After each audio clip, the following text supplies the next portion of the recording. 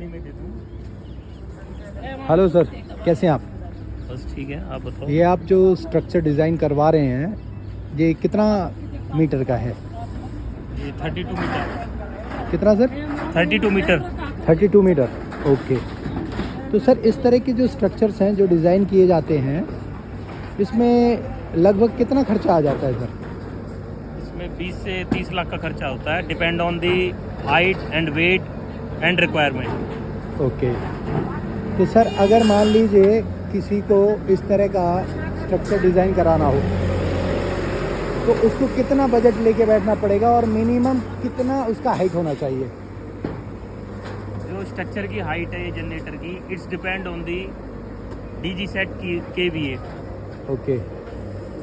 अगर हमारा DG set का KVA 1000 KVA से ऊपर है ओके। तो उसकी हाइट 30 मीटर से प्लस होगी। ओके।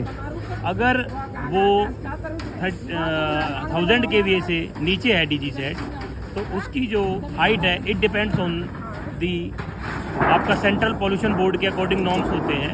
ओके। उसकी हाइट जो होगी वो बिल्डिंग की टॉप हाइट होगी, जो आपका प्रेमाइसेस है उसके टॉप हाइट से 3 मीटर हाइट होगी उसकी लगभग ऊपर। ओके। तो सर जो अभी छोटे छोटे स्ट्रक्चर्स हम इंडस्ट्रीज़ में देखते हैं, जैसे 50 फीट तक के होते हैं, 40 तक के होते हैं, क्या वो एप्लीकेबल नहीं है? क्या इतना बड़ा ऊंचा ह्यूज स्ट्रक्चर, जाइंट स्ट्रक्चर बनाना ज़रूरी है? बिल्कुल, वो ये पॉल्यूशन बोर्ड का नॉर्म्स है, वो फॉलो करना पड़ेगा। अगर हमारा 1000 KVA से ऊपर डीजी सेट है तो उसका लगाना ही पड़ेगा। ओके, ठीक है सर। बाकी आप हमारी ऑडियंस को और क्या बताना चाहोगे? देखो, एनवायरनमेंट आज की डेट में पॉल्यूटेड हो रहा है, राइट। और उसको नीट एंड क्लीन रखना हमारा रिस्पॉन्सिबिलिटी, अकाउंटेबिलिटी दोनों है। ओके। तो हमें चाहिए कि हम अपने निज स्वार्थों को छोड़कर हमें जो हमारे लोग हैं ह्यूमैनिटी के लिए काम करना चाहिए।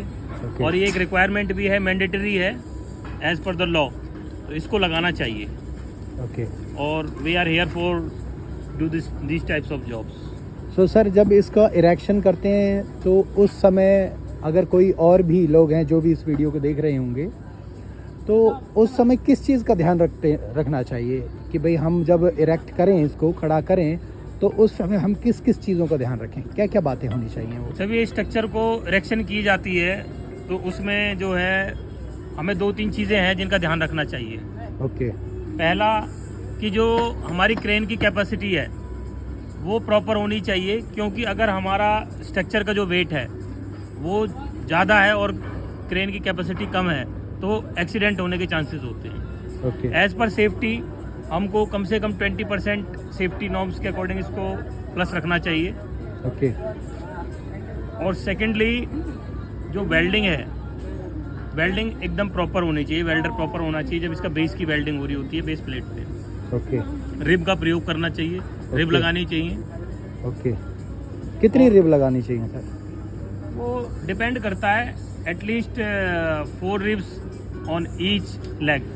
ओके। जी। और अगर दो दो भी ईच लेग पे लगा दी जाए तो क्या कोई फॉल्ट है या लगा सकते हैं ऐसा? नहीं, लगा सकते हैं, बट वो कम है। सेफ्टी नॉर्म्स के अकॉर्डिंग कम से कम एटलीस्ट 4 होनी चाहिए। ओके।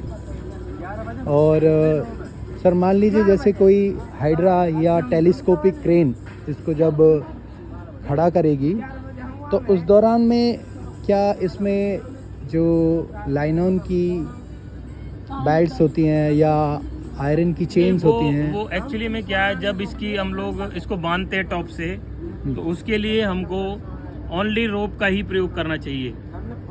ओके। जिसको बोलते हैं सीलिंग का ही प्रयोग करना चाहिए। ना हमें उसमें चैन लगानी चाहिए और ना ही हमें उसमें फट्टे लगाने चाहिए। ओके। उसका रीज़न है क्योंकि वो कभी भी ब्रेक हो सकते हैं। तो इस तरह का जो आप स्ट्रक्चर्स डिज़ाइन कर रहे हैं, अभी तक कितनी कंपनियों के आपने डिज़ाइन किए हैं? ये मैं लगभग अभी तक 50-60 कंपनियों में लगा चुका हूँ। ओके। और कहीं पर कोई फॉल्ट आया अभी तक? नहीं, ऐसा कोई फॉल्ट नहीं है अभी तक। ओके। सभी सही तरीके से काम कर रहे हैं। और पिछले कितने सालों से आप इस काम को कर रहे हैं? 15 सालों से मैं ये काम कर रहा हूँ लगातार। ओके। तो आपकी कंपनी का टर्नओवर क्या है सर अभी? मेरी कंपनी का टर्नओवर अभी 5 करोड़ के आसपास है। ओके। ठीक है सर, बहुत अच्छा लगा आपसे बात करके। मैं चाहूँगा कि आप अपनी कंपनी के बारे में और जो हमारे जितने भी फॉलोअर्स हैं, सब्सक्राइबर्स हैं, जो चाहते हैं कि भी इस तरह का स्ट्रक्चर उनको डिज़ाइन करना है, तो आप प्लीज़ उनको बता दीजिए, वो आपसे डायरेक्ट संपर्क कर सकते हैं। क्या मेरी cost है? कंपनी का नाम मोक्तिका एंटरप्राइजेज है Okay. और मेरा डायरेक्ट नंबर है 7834919100। आप मेरे को इस नंबर पे संपर्क कर सकते हैं। और रविंदर शर्मा के नाम से ऑफिशियल मेरी इंस्टाग्राम पे आईडी है ओके और यूट्यूब चैनल भी है मेरा मोक्तिका एंटरप्राइजेज के नाम से। आप मेरे को वहाँ पे भी कनेक्ट कर सकते हैं। ओके सर, और कोई बातें आप जो हमारी ऑडियंस को बताना चाहें इसके अलावा? इस टाइप के स्ट्रक्चर को अनट्रेंड बंदा ना करे, ओके नहीं तो ये एज पर सेफ्टी हार्मफुल हो सकता है। इसके अच्छा। लिए एक्सपीरियंस होना बहुत ज़रूरी है।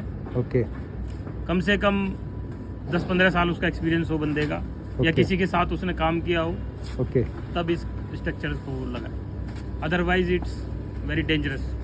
ओके ठीक है सर, थैंक यू। Okay, बहुत अच्छा लगा okay, आपसे thank you. मिलकर। Thank you so much.